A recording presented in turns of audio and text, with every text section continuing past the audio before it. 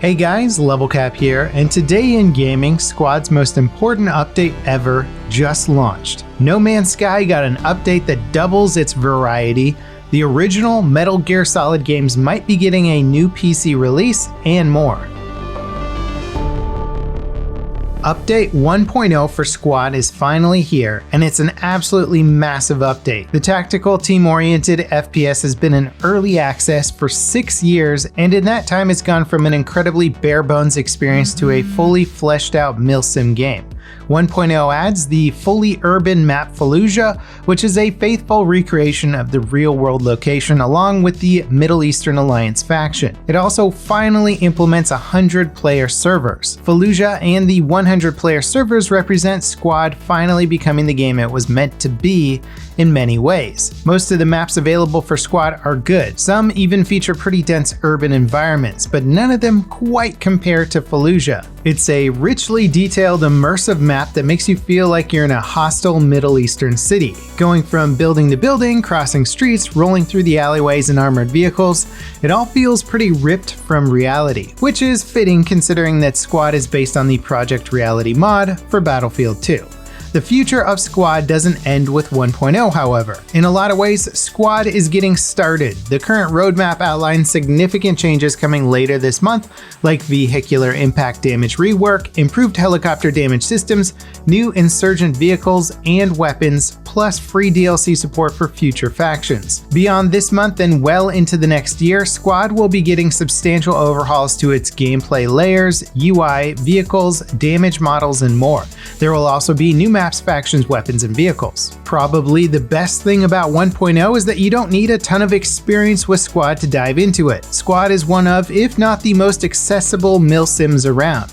The team play and general gameplay is more hardcore than Battlefield or Insurgency, but it just doesn't go as far as some sort of insane complexity level of games like, say, Arma.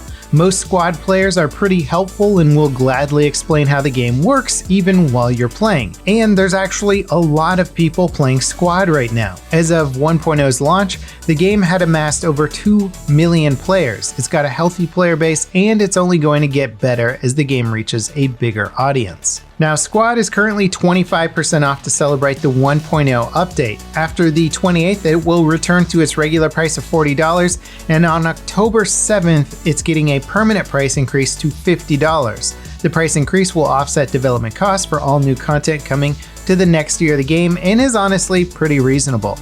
I'd also expect the game to go on sale fairly regularly like it has in the past, but if you're at all thinking about Squad, now is definitely the time to get it since it's 25% off of that $40 price tag.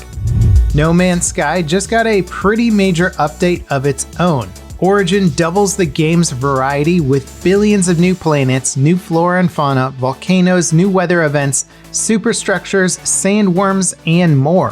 While No Man's Sky got off to an incredibly rough start, the developers have spent the past 4 years adding all the promised features and content it was missing at launch.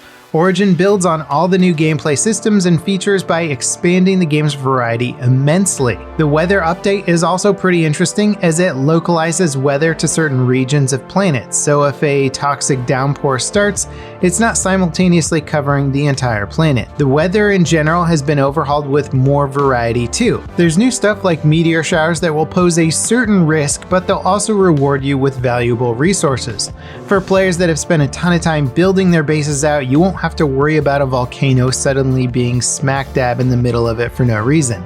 Existing planets won't have massive terrain changes. In terms of wildlife, there's a whole new species of wild robots that players can find throughout the universe.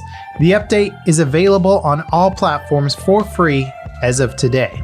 The first 2 Metal Gear Solid games might be getting re-released on PC. New ratings listings for Metal Gear Solid 1 and 2, Castlevania, and Contra have appeared on the Taiwanese Rating Committee's website. It seems to indicate that Konami are porting their classic titles to PC in either a new collection bundle or as various bundles for their franchises. Whatever the case, it's great to see Metal Gear Solid returning to PC. The original game got PC releases years ago, but good luck tracking down a legal copy of those these days. Of course, emulation and mods exist that let you play both games in their entirety, but there's nothing quite like a native port. Hopefully they're done well. It would certainly be great to see proper remasters, but it would also be a weird thing for Konami to do without the involvement of the series creator Hideo Kojima. Konami famously pushed him out as his contract expired during the development of Metal Gear Solid 5, and Kojima has since gone on to found his own studio and launch Death Stranding. Co-founder and former president of Blizzard, Mike Morhaime, announced his new company, Dreamhaven. The company will oversee 2 development studios currently working on unannounced titles. It's basically a giant reunion of Blizzard's original senior staff and developers. Calling Dreamhaven Blizzard 2.0 honestly wouldn't be an overstatement. They have StarCraft 2's lead designer, the original game director for Hearthstone, and more. It'll be exciting to see what Dreamhaven produces, and they could likely be in direct competition with Blizzard. I don't expect Dreamhaven to launch a giant MMO like WoW or anything, but it wouldn't shock me to see them do a card game, RTS, or maybe even a MOBA. The RTX 3080 is barely off store shelves, and there are already new rumors that a super variant with double VRAM is in the works. Third-party vendors have listed a 20GB model of NVIDIA's flagship GPU in their roadmaps for manufacturer meetings in China. It's pretty typical for NVIDIA to launch enhanced versions of their GPUs with fast clocks and more VRAM a few months after launch. But doubling the VRAM is pretty unheard of, at least when talking about GPUs that originally had, say, 8GB of the stuff. The 3080 offers 10GB now, and while that's more than enough for most games, 20GB would be huge for content creators and running games at insane resolutions like 6 or even 8K. Granted, the 3080 can barely manage that at 30 FPS, but still, it does seem likely that this is happening. In our final story today, the reveal of Black Ops Cold War Zombie Mode has kicked off with an Easter egg hunt. As of writing this video, COD partners are working to piece together clues sent to them in mystery boxes. The Zombies mode for Black Ops has always been pretty well received and is generally considered one of its strongest non-multiplayer aspects. There's an entire community for Black Ops players that only play it for zombies. Hopefully Cold War meets their expectations. And that wraps it up for today in gaming. As always, I hope you guys enjoyed. I'm thinking about doing a review for Squad 1.0. It might come out over the weekend, and also maybe a review for Crysis Remastered. Let me know what you think about that. Also, let me know a story you thought was the most interesting in the comments down below. Don't forget to leave a like if you enjoyed the video, subscribe if you haven't already, and I'll see you next time. This is LevelCap signing off.